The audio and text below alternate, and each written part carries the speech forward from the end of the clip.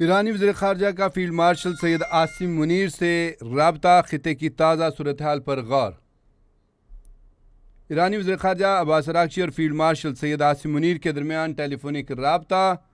ईरानी वज़ीर ख़ारजा ने बुध को फील्ड मार्शल सैयद आसिम मुनीर से टेलीफोन पर राबता किया। ईरानी मीडिया के कहने के राबते में सियासी और सिफारती हल तलाश करने की कोशिशों पर बातचीत हुई। ईरानी मीडिया के कहने के दोनों रहनुमाओं ने सिफारती रुझानात पर भी आरा का तबादला किया। इलाकाई सूरत हाल का जायज़ा लिया गया। ईरानी मीडिया ने रिपोर्ट किया कि मौजूदा सूरत हाल के मुख्तलिफ ज़ावियों पर भी बातचीत की गई है। ईरानी मीडिया के कहने के सियासी और सिफारती हल को आगे बढ़ाने के लिए जारी कोशिशों पर बातचीत हुई। दो तरफा मुशावरत और ताउन बढ़ाने के तरीक़ों पर भी गुफ्तगू हुई। बाहमी मुशावरत और ताउन को मज़ीद मुस्तहकम करने पर भी तबादला ख्याल किया गया। ईरानी वज़ीर ख़ारजा अब्बास अराग़ची का फील्ड मार्शल सैयद आसिम मुनीर से राबता, ख़ित्ते की ताज़ा सूरत हाल पर गौर। ईरानी वज़ीर ख़ारजा अब्बास अराग़ची और फील्ड मार्शल सैयद आसिम मुनीर के दरमियान टेलीफोनिक राबता हुआ।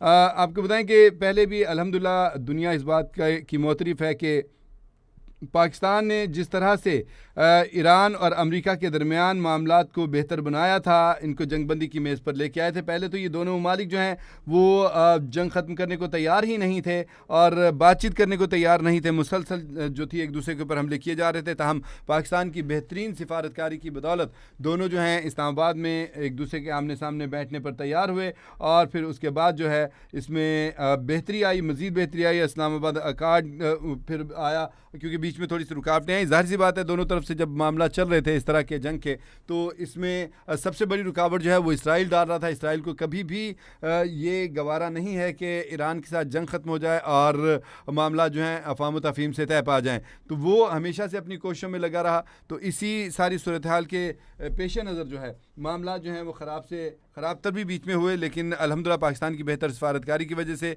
मामलात अल्हम्दुलिल्लाह बारहा कंट्रोल होते रहे हैं। फिर आखिरकार जब इस्लामाबाद में बैठक हुई थी तो उसमें मामला तय नहीं पा सके थे और एक पॉइंट के ऊपर आके बातचीत रुक गई थी। तमाम फिर उसके बाद दोबारा से जब मुज़ाकरात हुए हैं और इस्लामाबाद अकार्ड के नाम से मुफाहमती याददाश्त हुई है, उसमें 60 रोज़ की डेडलाइन जो थी वो दी गई थी कि 60 रोज़ के अंदर अंदर जो है मुज़ाकरात को हतमी शक्ल दी जाएगी, लेकिन उसकी भी परसों आयात ख़त्म हो चुकी है। अमेरिका की तरफ से जो सदर डोनाल्ड ट्रंप हैं उनके इस तरह के बयानात आ रहे हैं मुसलसल कि जी हमने अपना हरमुज़ को अमेरिकी के डाका करार दे दिया। हालांकि उन्होंने पहले जब ये बयान दिया था उसके फ़ौरी बाद ही साल्सों के कहने पे उन्होंने ये बयान अपना डिलीट कर दिया था सोशल मीडिया से।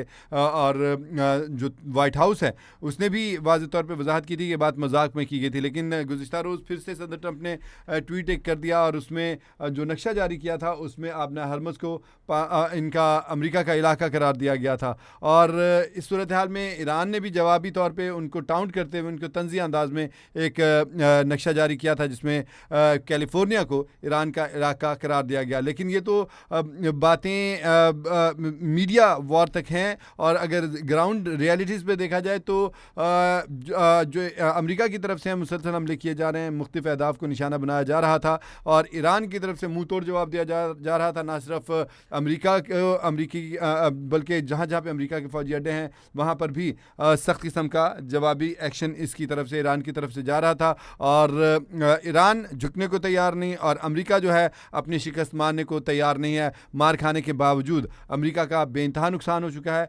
अमेरिकी मीडिया जो है वो खुद इंटरनेशनल मीडिया जो है वो इस बारे में तस्दीक कर रहा है, बार बार रिपोर्ट कर रहा है कि अमेरिका के पास असले के ज़खायर ख़त्म होते चले जा रहे हैं। और सबसे तशवीशनाक बात यह है कि असले के ज़खायर तो ख़त्म हो रहे हैं, अमेरिका के जो अपने फ़ौजी हैं जो इस जंग में लड़ने के लिए इतनी हज़ारों मील के फासले पर यहाँ पर मौजूद हैं, समंदर में मौजूद हैं अब्राहम लिंकन के ऊपर, वो जो है शदीद ज़हनी दबाव का शिकार हो चुके हैं, ख़ुदकुशियों की कोशिशें कर रहे हैं। जो अब्राहम लिंकन बहरी जहाज़ है, बेड़ा जो है, इसके ऊपर खाने पीने का सामान ख़त्म हो चुका हुआ है और मतलब किल्लत उसकी होती जा रही है। और इसके साथ साथ जो वॉशरूम के वहाँ पे मसाइल हैं, नहाने धोने का वहाँ पे मसला है, रहने का वहाँ पे मसला है। जो जो एक समंदर में जब टाइम गुजारा जाता है तो एक होम सिकनेस हो जाती है, वो एक अलग से प्रॉब्लम। ऊपर से ख़तरा ईरान की तरफ से मुसलसल है। कहाँ ये ख्वाब, कहाँ ये सपना था कि जी हम 4 दिन में ईरान को फ़तह कर लेंगे, क्योंकि इससे पहले माजी में हमेशा ये होता रहा है कि बल्कि अमेरिका को जंग लड़नी ही नहीं पड़ी कि अमेरिका जब किसी मुल्क के ख़िलाफ़ कार्रवाई का इरादा करता था तो वहाँ से रवानगी ही करता था, उसका अब्राहम लिंकन उस तरफ का रुख करके चलने ही लगता था, चलने वाला होता था, उसी टाइम ही वो सामने वाला मुल्क जो है पहले से ही ढेर हो जाता था और उसकी बातें मान लेता था। तो अमेरिकी फ़ौजियों को जंग की आदत तो है नहीं, तो इस वजह से खासे ज़हनी दबाव का शिकार थे। और अब मामला जब से फिर से गड़बड़ हो रहे हैं तो ईरान भी चाहता है कि सिफारतकारी जो है वो बेहतरीन रास्ता है, लेकिन वो अगर हमला होगा तो जवाबी कार्रवाई करेगा। तो इस सारी सूरत हाल में पाकिस्तान बेहतरीन सालिस का किरदार पाकिस्तान अदा किया है। तो ईरानी वज़ीर ख़ारजा ने एक बार फिर फील्ड मार्शल सैयद आसिम मुनीर से रब्ता किया और ख़ित्ते की ताज़ा तरीन सूरत हाल पर गौर किया है।